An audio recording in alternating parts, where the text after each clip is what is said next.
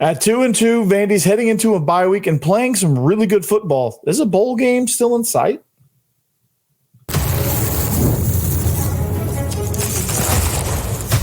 You are Locked On Vandy, your daily podcast on the Vanderbilt Commodores, part of the Locked On Podcast Network, your team every day. Welcome into the Locked On Vandy podcast on the Locked On Podcast Network. I'm your host, Corey Burton. Thanks for making Locked On Vandy your first listen every day.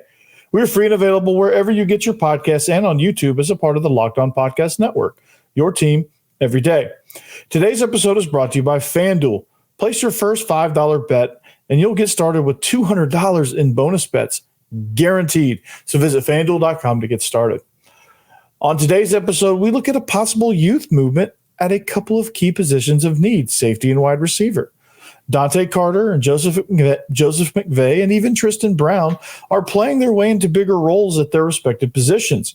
But more importantly, Vandy is playing well overall, and is a bowl game still in sight? Well, honestly, I still believe it is. I still believe, it's going to be a little bit harder to get there. Not winning the Georgia State game makes that a little bit more difficult. But I think the way they're playing, you could see a couple of more upsets that you didn't kind of have on your bingo card. Vandy has lost their last two games by a combined 7 points, 4 points to Georgia State on the final drive, and then 3 to Missouri in double overtime on the heels of a missed kick. So, and what's crazy is this team's best football is still way ahead of them. So when you look at the way they're playing, when you evaluate Vandy's bowl chances, you have to look at a few things. Now, you could just look at win-loss record. You could just look at, this is the same old Vandy. They lost to Georgia State. They don't have playmakers at wide receiver. Their offensive line is not consistent. You can look at some of those things, right? But if you dig deeper, there is signs that their best football is still yet to come. And this bye week will be huge in trying to find some of those answers. So what the first thing you have to look at is just the overhaul and how it's affected the overall level of play. So you bring in Jerry Kill. We talked about this all offseason. They bring in Jerry Kill. They bring in Tim Beck, new offensive philosophy, tons of people from the portal, Coach Steiner in strength and conditioning. So you got a whole mindset there. Clark Lee taking over the defense, and many, many more changes along the way in the recruiting department, scouting department, all of that stuff that has led us to this point. So to see kind of where we are, I think it's made a difference. If you watch this team, okay, now it does seem that they were overconfident, didn't really want to be there in Atlanta, and that's probably what led to a lot of the problems that they had starting off, and it was too little too late. The snowball got rolling, right? But other than that, I think, honestly, the mindset has been incredible with this team. I think at Virginia Tech, they could have, at any point in that third quarter, they could have rolled over and Virginia Tech could have piled on points, right? Because Virginia Tech got into a groove. Kyron Drones got into a groove and they started scoring. They started moving the ball really effectively. But this team, Diego Pavia, this defense was resilient as well. They made stops when they had to. They got pressure on Drones when they had to. Albeit, things were kind of like this throughout that whole game, and it was kind of stressful to watch. But nonetheless, they found a way to win that game, which 2023 version of Vanderbilt would have lost that game by 25 or more points, right? So you have to look at it in that regard, right? Is it perfect? Absolutely not. Not even close, right? But you have to look at the mindset first, okay? And this is why I think there's a couple more upsets out there for the taking, because, teams are going to overlook Vandy no matter what, right? And they've played well. And these coaches are going to say, well, we're not overlooking Vandy. We're not. But reality is right now they're still not deemed a very good team. So teams are going to come in with the mindset they're either going to come to First Bank Stadium, or when we go on the road, it's going to be treated as, okay, we don't have to prepare this game like we're playing Texas or Georgia or Alabama, right?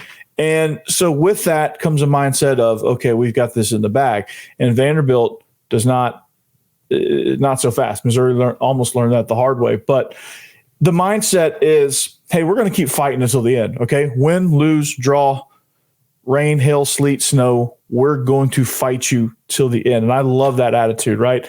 They fight till the end, right? And I wish they would have just fought sooner in the Georgia State game, and we'd be sitting here at 3-1, not 2-2. But can't do anything about it now. Just got to move forward and pay it forward. So this bye week is going to be crucial in preparation for Alabama and the season to come, because you got to get guys healthy. You've got to get guys rested up. There's going to be a really tough stretch here, starting with Alabama, then going to Kentucky, then Ball State, then Texas, and then I think it goes into Auburn, then South Carolina, then a bye. So, or bye between Auburn and South Carolina. I think that's where the next bye is. But this team is different, okay? And if you can't tell that, you really haven't been paying attention. And I, admittedly so, I'm relatively new to the Vandy scene. I've been following Vandy for a while, since I've been living here in Nashville, but I've never really dove deep into like the psychology of kind of how Vandy works,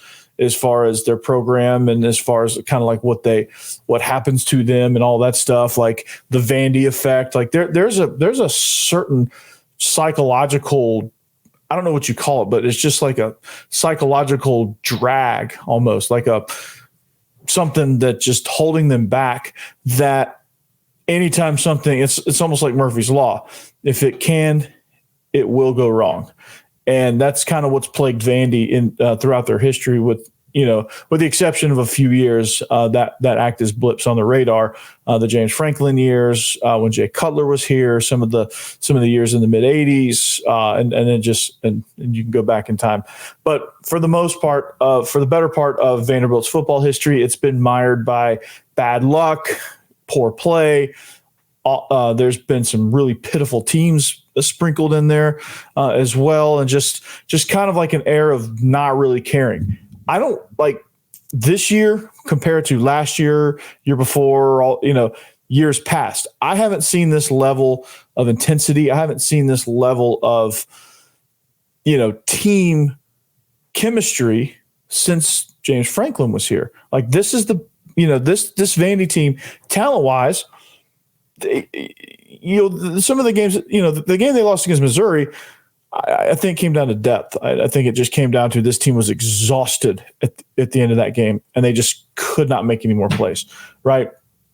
And you had some breakdowns because of that, because the roster is just not depth-wise where you want it to be, and that's okay. They're working on that. But the mindset of this team has been incredible, and that's something that you have to just look at and say, okay, this is why I think they still have a shot. Now, will they get it?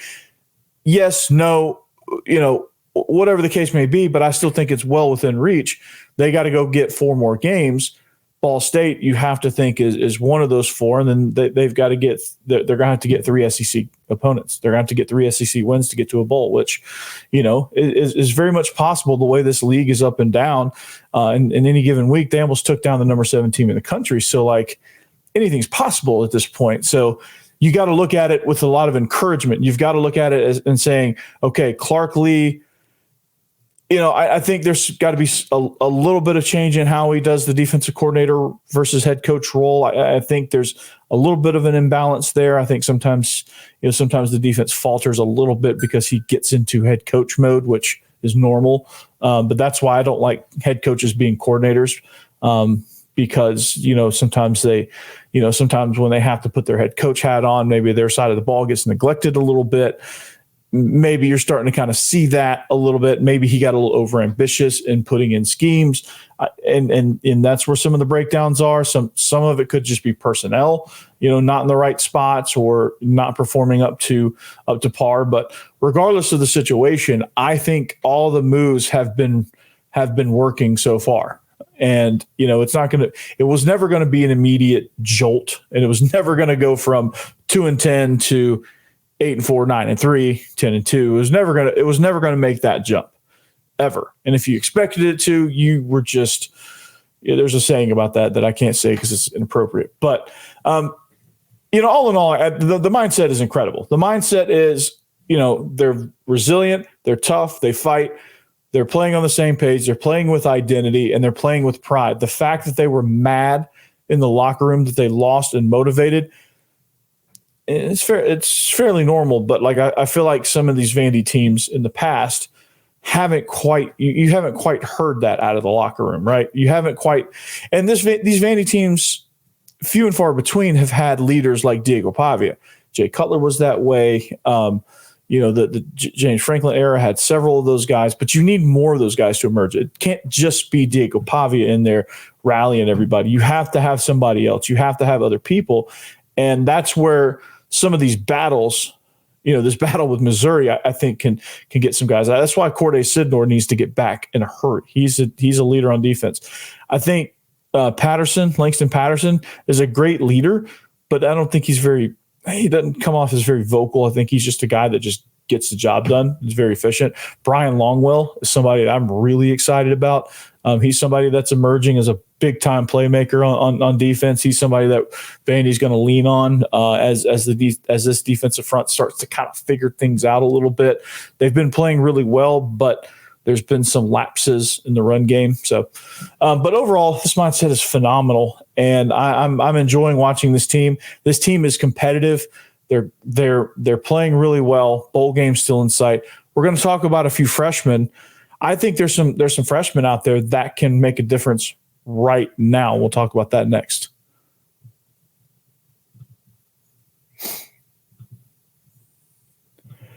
Man, 5 Hour Energy.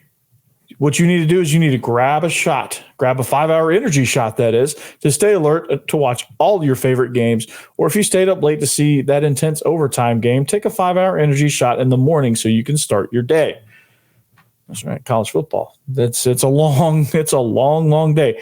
So with zero sugar and convenient portable sides, it's the perfect pick-me-up for getting stuff done.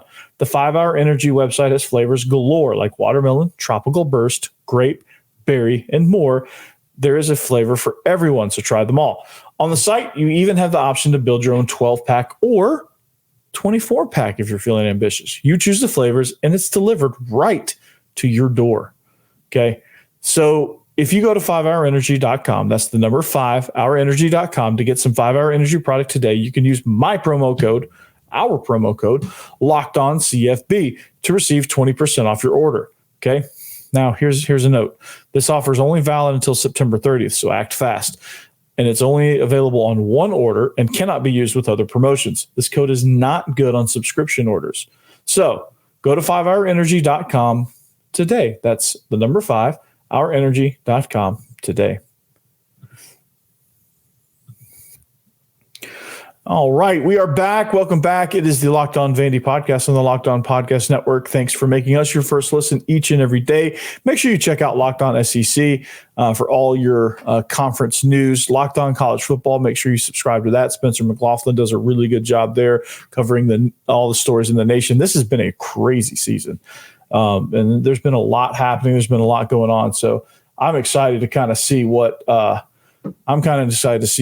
happening here. With this college football season in whole with the 12-team playoff. So check that out. But here's what's happening to Vandy. There's some freshmen that I think are starting to knock on the door a little bit for bigger roles. They're starting to kind of play their way into that with some chances that they're getting. I think they're starting to kind of work their way into the lineup. There's 3 that really stand out. There's 2 that I think are definitely on the radar, or there's one other that I think is firmly on the radar. And then, there's one that I think will, as the season goes, will emerge there. But here's I got 5 on it. All right, we're talking about the receivers here for a second, okay? Now, this offense needs some explosiveness, right? Joseph McVay, Tristen Brown at the wide receiver spot, okay? These 2 guys are electric. Let me just put that out there right now. These 2 guys are electric, and that's what this offense needs, is a little bit of electricity. Okay, it can get stagnant at times because it is run heavy. The identity is run heavy. The identity is option, and you have the perfect guy to run the option. Diego Pavia, he's been phenomenal. All right, but the pass game, honestly, has been like Quincy Skinner's good, and then he goes away for a little while. The Junior Sherrill's the same way. you have potential there, but you know, between scheme, how defenses are taking them away and forcing Vanderbilt to be one-dimensional, and sometimes these guys just disappear at times. But Vandy needs to find some answers at the wide receiver spot. Now, Quincy Skinner, I love Quincy Skinner. I love Q. He's a dog. He'll go up and get it, contested catches, all that good stuff, tough yards, anything you need out of a receiver. He's dynamic, okay? But it can't just be him. And Junior Sherrill is not the kind of guy that's going to take over a game, or at least as of right now. He may come in against Bama next week after Georgia dispatches of him. He may come in against Bama next week and just freaking light it up, and that would make my day. But as of right now, he hasn't done that. And there's a guy that made a really long touchdown catch against Missouri named Joseph McVay, who we've been talking about in camp. He's slowly rising up the charts, right? His arrow is pointing upwards now. He's a guy that he got behind the defense. He took the lid off the defense, scored a 65-yard touchdown against Missouri. And it was a bomb. I mean, he got behind the defense, and he made a really good catch. Diego Pavia put it on him.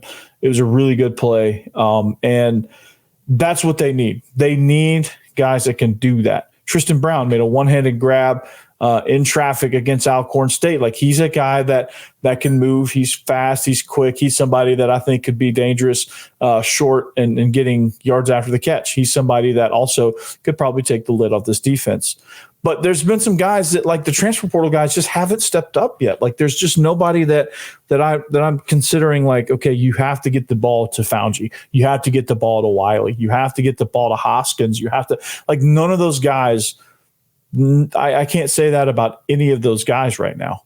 And Joseph McVay, he scored a 65-yard touchdown. Maybe get him the ball.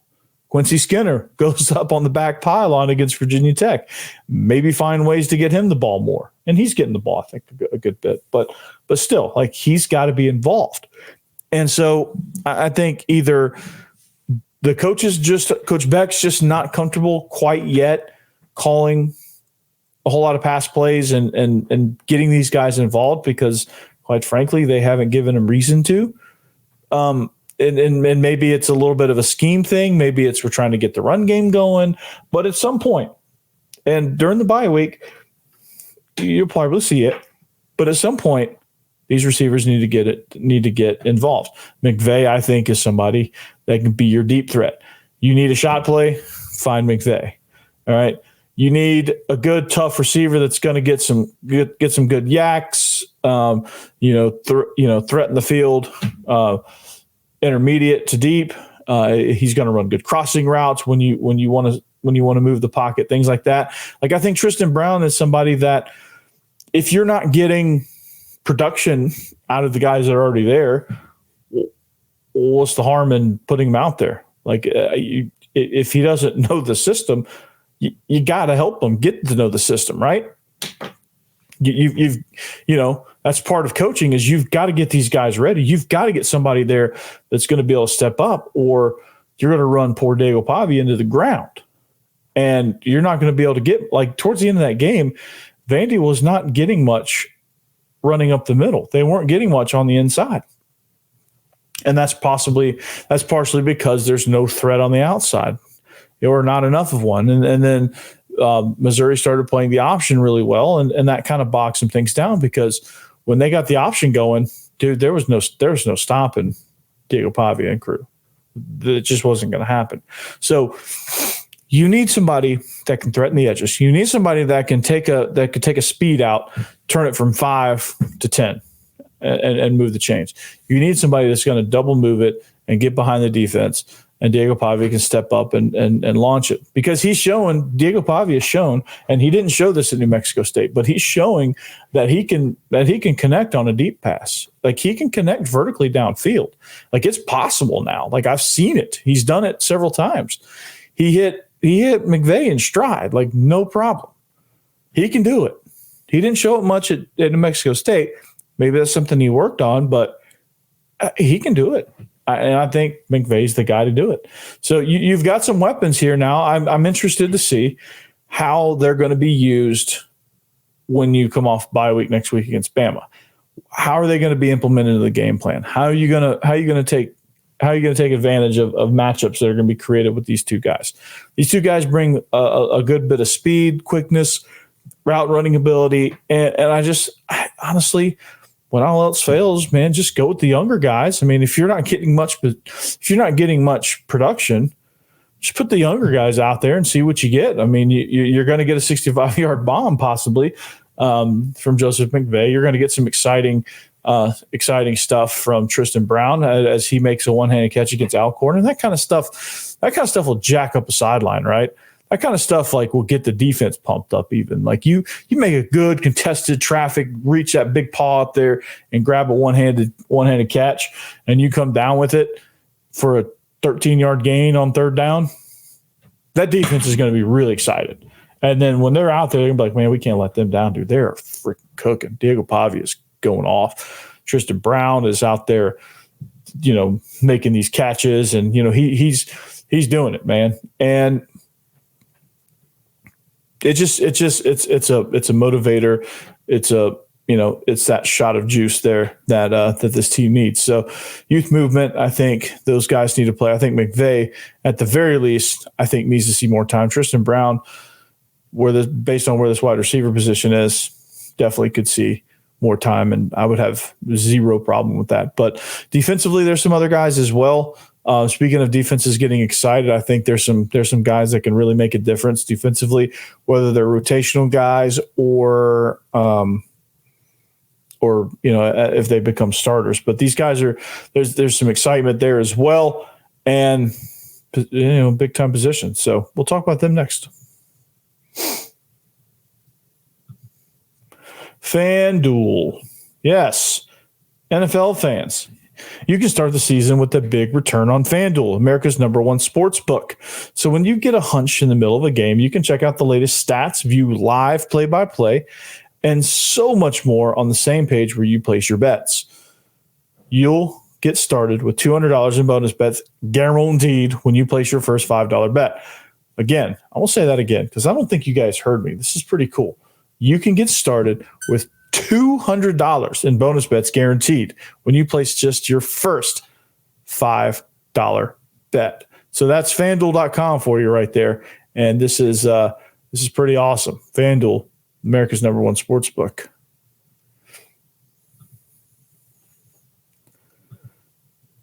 All right, welcome back. We are wrapping up the show here pretty soon. Talking about a youth movement here, but another movement we need to talk about is the Locked On Vandy Nation. That's right. All my everydayers. Thank you for listening. Thank you for being out there. Thank you for checking us out. I hope you guys continue to spread the word. I wish I could have callers. That would be kind of cool. I got a comment in my comment section that talked about callers, and I might implement Twitter Spaces more often as I kind of figure it out, and as I kind of figure out, just kind of the sweet spot to get everybody together. But this is something that, I'm going to kind of look into as a way to reach you guys and let you guys have a voice and talk about it. But in the meantime, you can always reach out on social media. You can always reach out in the comments and say, hey, talk about this, talk about that. If you want to give productive feedback, I always appreciate that. The non-productive stuff I ignore and sometimes delete. But if you want to give some good constructive stuff and feedback, like, hey, I want to hear about such and such, I'll be glad to address it. Right. We'll take it as kind of like a mailbag, really. So just keep that in mind. But talking about a youth movement right now, we've got a few minutes left here on this episode. Here's some guys to finish out the list. I got 5 on it. Jalen Lackey, I'll do a quick blurb about him real quick. But Jalen Lackey is a cornerback from Atlanta that I think will, as this position kind of thins out a little bit, as it's already thinned out, really. He's going to be somebody that's going to be relied on. So keep your eye on that name. That's somebody that can emerge as a playmaker. He's definitely doing some things on special teams. So just keep an eye on that. Glenn Seabrooks, also shout out to him. He had that big interception in the first game in the opener. He's been a really good rotational guy.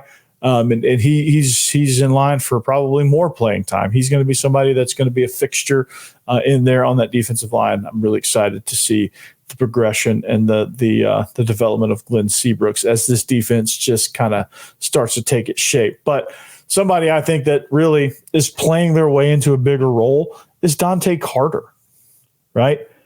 Dontae Carter at the safety position is, I think, an answer to a question that you didn't know even existed, right? So what's the question?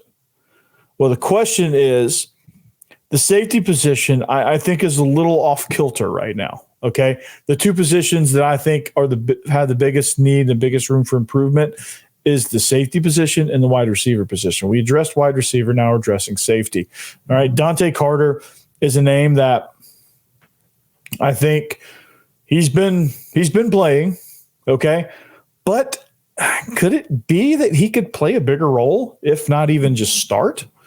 Because I think that when you kind of look at the way this defense is constructed and the guys they got back there playing safety right now, I just think the athleticism that Carter possesses in a what's becoming a more pass-heavy league is just somebody that can really cover back there. He can really make some things happen. I think DeRicky Wright is good, but he maybe should be playing closer to the box. I think CJ Taylor has been a little bit fish out of water at the deep safety position. Maybe he needs to play closer to the line of scrimmage. Maybe he needs to patrol the intermediate middle and run into outside run lanes and be kind of that extra safety support.